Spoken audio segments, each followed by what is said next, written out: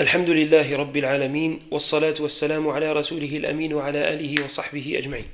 L'imam Ibn al-Qayyim rahimahullah ta'ala continue de nous parler des signes d'un cœur qui immensifie Allah subhanahu wa ta'ala. Il nous dit وَمِنْ عَلَامَاتِ تَعْظِيمِ اللَّهِ عَزَّ وَجَلَّ أن يغضب لله إذا انتهكت محارمه وأن يجد في قلبه حزنا وكسرة إذا عصي الله عز وجل في أرضه.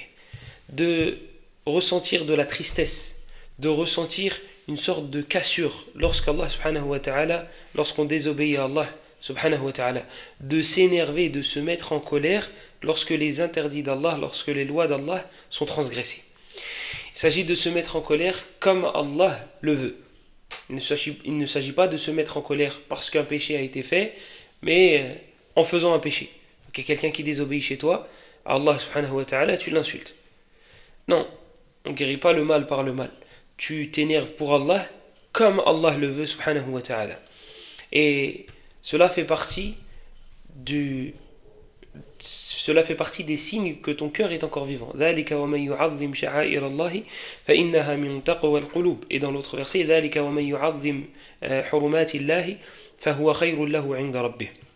donc celui qui immensifie les sha'air, les hurumat, celui qui immensifie les sha'air, donc les choses qu'Allah subhanahu wa ta'ala a légiférées, les choses qui sont en rapport avec sa religion, cela fait partie de taqwa al-qulub, de la pureté de ton cœur et de la piété de celui-ci. Donc c'est très bon signe lorsque tu vois que à l'intérieur ça brûle, lorsque tu vois qu'à l'intérieur tu ressens une colère lorsqu'Allah subhanahu wa ta'ala est désobéi. Et le prophète sallallahu alayhi wa sallam, comme dans le hadith de Aïcha, ne s'énervait que pour cela. Il ne s'énervait pas et il ne se vengeait pas pour sa propre personne alayhi salatu wa sallam. Et on a déjà vu dans de nombreux hadiths que le prophète sallallahu alayhi wa sallam a laissé passer certaines choses, a laissé faire certaines choses.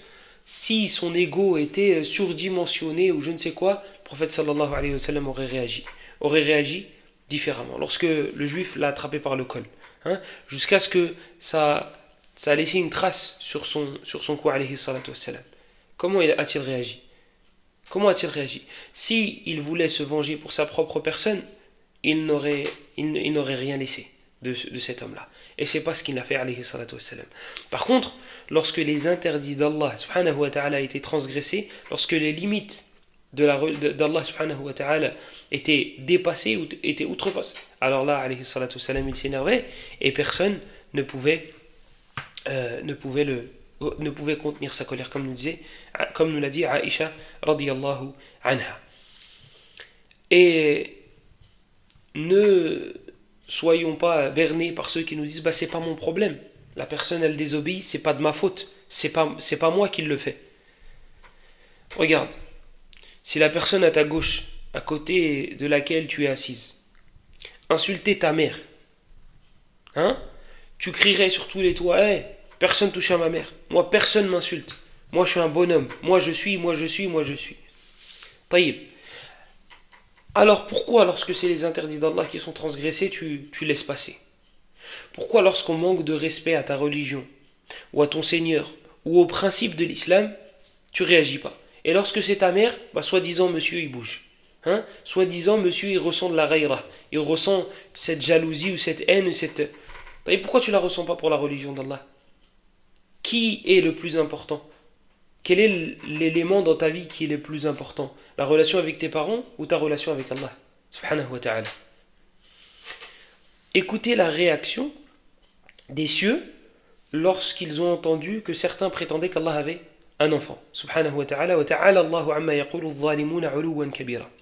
Allah subhanahu wa ta'ala il nous dit وقالوا اتخذ الرحمن ولدا لقد جئتم شيئا إدا تكاد السماوات يتفطرن منه وتنشق الأرض وتخر الجبال هدا أن دعوا للرحمن ولدا وما ينبغي للرحمن أن يتخذ ولدا.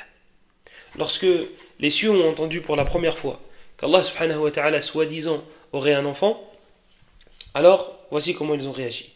Il nous dit Allah subhanahu wa ta'ala que les cieux allaient se fendre.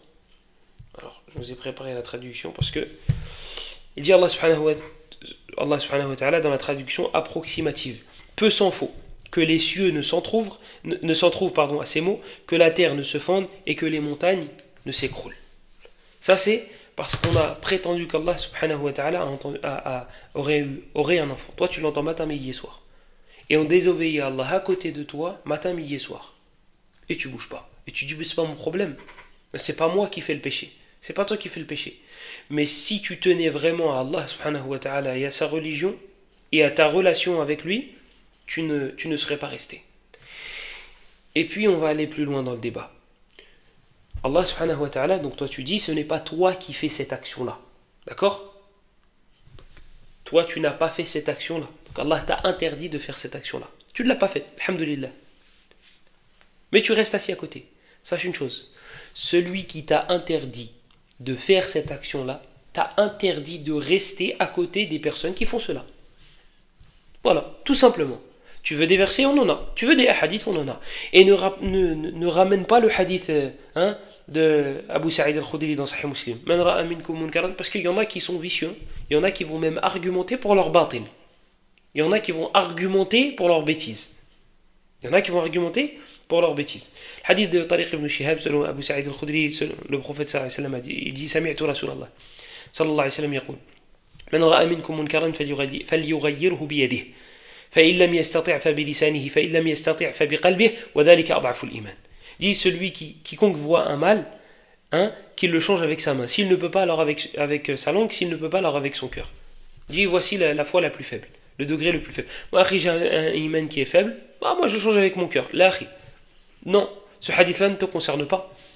Si toi, tu restes délibérément, tu restes volontairement à côté d'une personne qui désobéit à Allah, le hadith ne te concerne pas, ni dans la première étape, ni dans la deuxième, ni dans la troisième. Toi, tu peux changer le mal. Toi, tu peux partir. Mais une personne qui est obligée de rester, qui ne peut pas changer le mal, d'accord, là on va lui dire, écoute, il y a 3 étapes. Mais si toi, tu restes volontairement, tu fêtes Noël avec tes collègues, parce que eux, ils m'ont souhaité joyeux Eid. Donc nous, nos ahkam, ils sont basés sur, sur leur façon de se comporter. Il m'a souhaité joyeux Eid, je vais lui souhaiter joyeux Noël. Et je vais m'asseoir avec lui pour manger la bûche. Donc nous, nos jugements, ils sont basés selon les actes des autres. On est une umma, on est une communauté on n'a pas de livre. On n'a pas de base. On ne sait pas vers quoi revenir lorsqu'on a une question. Ou vers qui revenir. Fas'alu ahla dhikr, c'est pas dans le Coran. Subhanallah al-azim. Donc toi qui t'assois à la table et tu te donnes bonne conscience. Tu vois, mais bon, hadith Abu Sa'id al-Khudri dans Sahih Muslim, il ne te concerne ni de près ni de loin, mon frère. Tu t'assois à côté de quelqu'un qui fête Noël, qui fête la naissance du fils d'Allah, ou bien d'Allah, selon les versions, selon le degré d'intelligence. Soit Allah il a un enfant, soit c'est Allah. Ou soit encore mieux, 3. Monothéiste, mais 3 est égal 1. 3 dieux est égal 1 dieu. D'accord. Bref, tu restes assis à côté et tu dis ouais mais bon, moi je peux pas changer le mal. Tu peux pas changer le mal, mais personne t'a obligé de t'asseoir. Personne t'a obligé à t'asseoir à cette table. Lève-toi et crois-moi. Si le jour du Eid, tu invites tes collègues chrétiens, ou juifs, ou bouddhistes, ou ce que tu veux, et que durant le michoui, durant le barbecue, il y en a un, même un petit cousin éloigné, c'est un enfant, il parle mal de Isa, ou il parle mal de Bouddha, ou il parle mal de Moussa, ou il parle mal de... Wallah, ils vont se lever et ils vont s'énerver. Ils vont s'énerver et ils vont se lever. Pourquoi? Tu te dirais, tu m'as pas respecté. T'es sérieux? T'as vu, moi je viens, je suis gentil, c'est lui qui est gentil, il vient, il accepte l'invitation. Je viens, je mange avec toi, j'accepte ton invitation, et tu laisses le bougnoul là, parler de mon Jésus comme ça. Taïb, ghayratul kafir, ça c'est la ghayra qu'un mécréant a envers sa religion qui est construite sur la base de données, elle est mauvaise. La base, il y a un trou entre Isa et je sais plus, Paul ou là, presque 500 ans ou un peu plus. Lui, yada'u yadahu ala kitabin muharraf, wa la yastahi, wa yahlifu bih, wa la yastahi.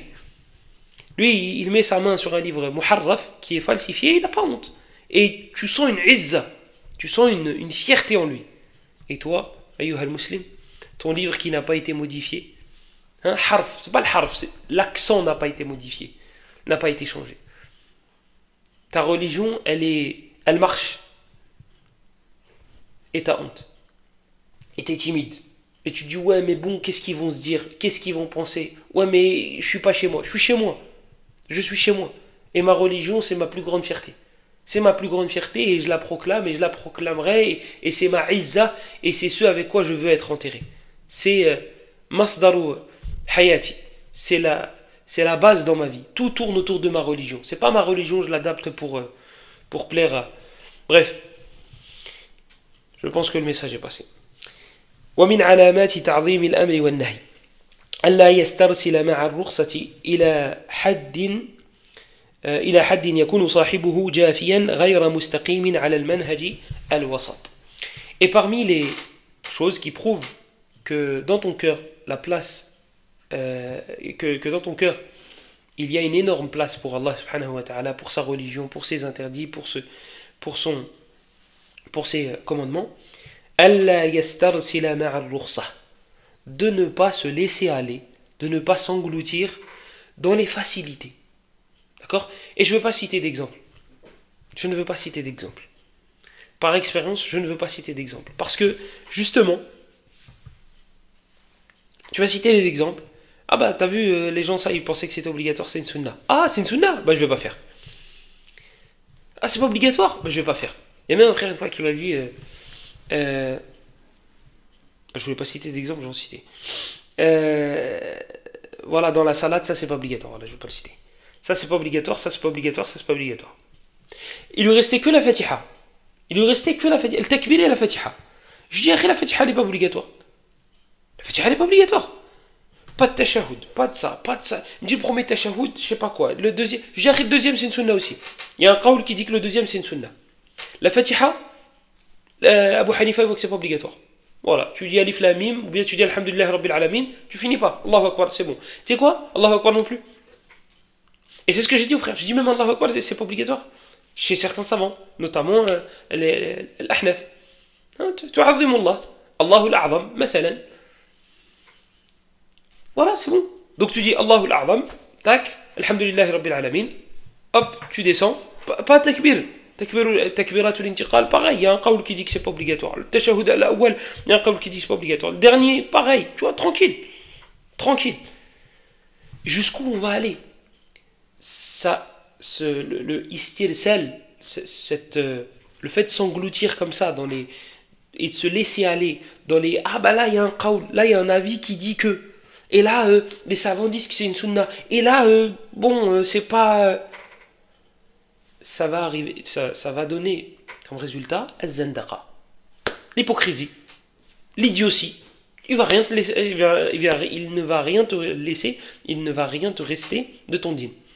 Et tu vois souvent des innovateurs français et d'autres, quand ils parlent d'un sujet, bon, il y a une divergence là-dessus, bon, on a ceux qui sont un peu durs et qui disent que serrer la main à la femme, c'est haram. Mais il faut savoir qu'il y a un autre avis qui dit que c'est halal. Concernant la musique, bon, il y a un avis qui dit que c'est halal, il y a un avis qui dit que c'est haram. Bon, les deux se valent. Le hijab, pareil. Et jusqu'où on va aller je ne vais pas dire mon frère, parce que je ne le considère plus comme mon frère. Mais jusqu'où on va aller comme ça? La salade, c'est pas grave. Et on les a vus, les prêcheurs arabophones, aller dans cette direction-là, il y a des années. Et ils ont fini par rejeter des choses, tu te dis, même un enfant ne pourrait pas le rejeter. Même un enfant va te dire, non, ça fait partie du dîn. Lui va te mettre un doute là-dessus. Et on a des francophones qui vont sur la même lignée. Exactement la même lignée. Donc au début, c'était la musique. Après, bon, le débat. Bon, après ça, après le hijab, après ça. Et on va arriver à un moment où, même le ijma', oh, c'est pas grave, le ijma', le consensus des savants. Ils ont une cervelle, t'as un cerveau, c'est bon. Voilà. Non, déjà, même ce principe-là, ils ont une cervelle, t'as une cervelle, même ce principe-là, moi je suis pas d'accord. Même ça, là. Toi, tu bases ton jugement Et certains savent de qui je parle. Tu bases ton jugement sur les savants ou une cervelle. Et moi j'ai une cervelle. Donc je peux réfléchir comme ils peuvent réfléchir. T'as vu, avant d'en arriver à ton jugement là, de ton résultat, moi je suis pas d'accord avec ton calcul. Moi je suis pas d'accord avec ton calcul. Ils ont une cervelle, t'as une cervelle, c'est pas vrai. T'as pas de cervelle. Quelqu'un qui a une cervelle qui me dit que le hijab n'est pas obligatoire, il n'a pas de cervelle. Quelqu'un qui me dit le hijab c'est pas obligatoire, ou bien c'est un qawl, il y a une divergence, ou bien la musique, c'est bon, on peut, et t'argumentes avec Ibn Hazm ou je ne sais quoi, alors que tu sais que le hadith est authentique. Tu sais ce que Ibn Mas'ud a dit concernant le verset dans Surat Luqman. Quelqu'un qui me dit qu'il a une cervelle après ça, non, je suis pas d'accord. Donc du coup, comme tu as construit ton jugement sur ce asl, cette base-là, si on détruit la base, bah c'est bon, tout le reste tombe. Donc, il y a un ijma. Le consensus existe quand même. On a une cervelle, ils ont une cervelle, t'as pas de cervelle. Tu peux pas avoir une cervelle et dire des énormités comme ça.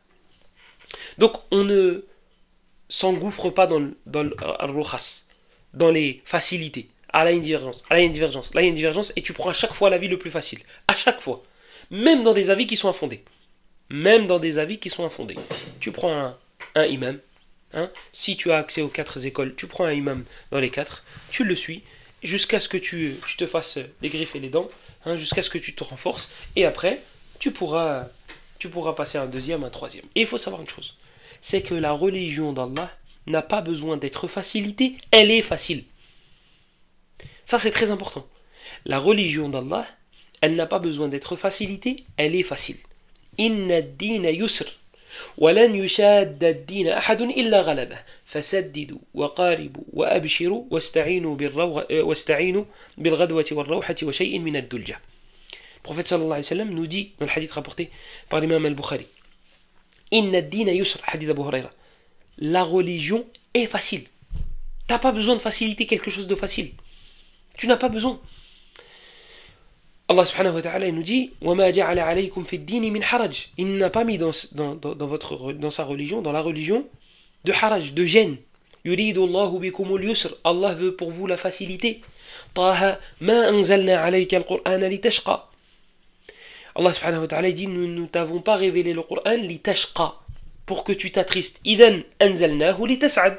Donc nous l'avons envoyé, donc nous l'avons révélé pour que tu te réjouisses. Man jaa bil hasanati falahu ashru amthaliha. Tu viens avec une hasana, on te donne 10. On te multiplie fois 10. Tu t'imagines? Tu vas voir ton patron, tu lui dis c'est bon, j'ai le droit à 1 euro, j'ai le droit à 10 euros parce que j'ai fait 1 heure de travail. Donc je suis payé 10 euros. Tu regardes, tu dis ok, multiplié par 10. Ah ouais? Bon, je vais retravailler. Ça va être ça ta réaction normale. Ta réaction, ça va être instinctif. Tu vas dire ah ouais? 10. Ah, je retourne travailler. Tu retournes travailler, tu viens, tu dis j'ai fait 2 heures, ça fait 20 euros. Ah ouais? Bah vas-y, je te multiplie par 10 aussi. C'est quoi? Tu l'as fait avec amour? Ah, je te multiplie par 100. Et c'est venu dans le hadith d'Abdullah ibn Abbas, justement dans Sahih al-Bukhari, qu'Allah subhanahu wa ta'ala peut multiplier la hasanat jusqu'à 700, voire plus. Il a ad'afin kathira. Une hasana. Une action. Il peut te la multiplier fois 700. 5 prières et t'es récompensé pour 50. Donc oui, la religion est facile. Oui, la religion est facile. On n'a pas besoin de nous faciliter quelque chose de facile. Le prophète sallallahu alayhi wa sallam dans le hadith dans le Bukhari, le hadith de Anas il me semble, quand un groupe d'hommes est venu demander sur les ibadat et les adorations du prophète sallallahu alayhi wa sallam. Eux ils voulaient quelque chose de lourd, ils s'attendaient à quelque chose de... Ils prient, ils s'arrêtent jamais, ils jeûnent, ils mangent jamais. Tous les jours ils jeûnent, ils enchaînent, etc. Donc eux ils s'attendaient à ça. Quand ils ont entendu les adorations du prophète, ce que le prophète faisait, il n'était pas encore à la maison, alayhi salam. Quand ils ont entendu ok, bon, peut-être parce que lui c'est particulier, alayhi salam. Lui, Allah il lui a pardonné ses péchés, c'est un prophète, voilà, c'est pas pareil. Mais nous, amma ana fa usalli wala arqud. Dis-moi, un d'entre eux, dis-moi, je vais prier, je vais jamais m'arrêter. Je vais pas dormir. Je priais toute la nuit. L'autre, il dit quoi? Il dit moi je vais jeûner, je vais pas m'arrêter. Je jeûne tous les jours. Et le troisième, il dit Ana la atazawwaju nisa. Il dit moi je ne me marierai pas avec les femmes. Je ne me marierai pas du tout. Hein. Il se marie pas avec les femmes, ça veut pas dire qu'il va se marier avec les hommes. Bref, le prophète sallallahu alayhi wa sallam il rentre et il dit, on lui rapporte ces propos-là. Qu'est-ce qu'il dit? أما أنا, quant à moi, أصلي وأرقد, je prie et je dors. وأصوم وأفطر, je jeûne et je mange. Je jeûne pas tous les jours. وأتزوج النساء, et je me marie avec les femmes. فمن رغب عن سنتي فليس مني. Celui qui délaisse ma sunna, celui qui rejette ma sunna, ne fait pas partie de moi. Tu vois? Ça c'est la facilité. Ça c'est la religion d'Allah. On t'appelle pas à devenir un ange. Tu es un humain. Tu es fait de chair et de sang et tu as des besoins. Tu as tes limites. Tu as tes limites. Le prophète sallallahu alayhi wa sallam nous dit dans le hadith d'Abdullah ibn Mas'ud, il me semble, halak al-mutanatti'un. Ceux qui abusent vont halaka, seront anéantis. Ils ne pourront pas réussir.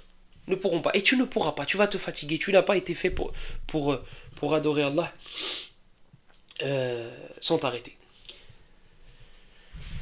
Il y a un autre hadith aussi que je voulais citer. وفيه ضعف هو عند البخاري معلقا ووصله في الأدب المفرد ولكن فيه ضعف وله شواهد. أحب الدين إلى الله الحنيفية السمحاء. والحديث كما ذكرت لكم فيه ضعف ولبعض وله شواهد. هذا والله أعلم وصلى الله وسلم وبارك على نبينا محمد وعلى آله وصحبه أجمعين والحمد لله رب العالمين.